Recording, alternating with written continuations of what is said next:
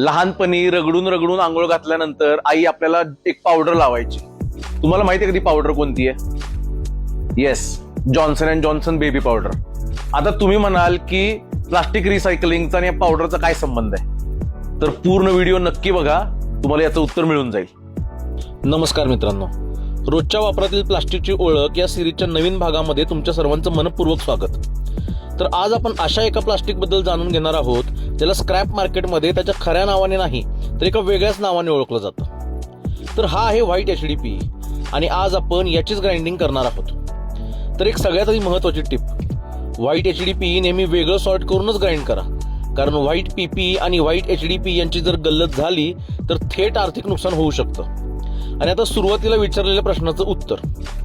तर पूर्वी Johnson baby पावडरचे पांढरे HDPE डबे मोठ्या प्रमाणात स्क्रॅप मार्केटमध्ये येत असत.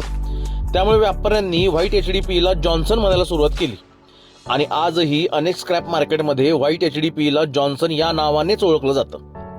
स्क्रॅप मार्केटमध्ये अशा अनेक प्लास्टिक प्रकारांना वेगवेगळी मार्केटमधली नावं आहेत. अशा नावामागचं खरं कारण आणि प्लास्टिकची योग्य ओळख जाणून घ्यायची असेल तर कमेंटमध्ये प्लास्टिक टाईप्स असं नक्की लिहा. आणि अशाच प्लास्टिक रिसायकलिंगच्या उपयोगी माहितीसाठी मराठी स्क्रॅपवालाला नक्की फॉलो करा. धन्यवाद.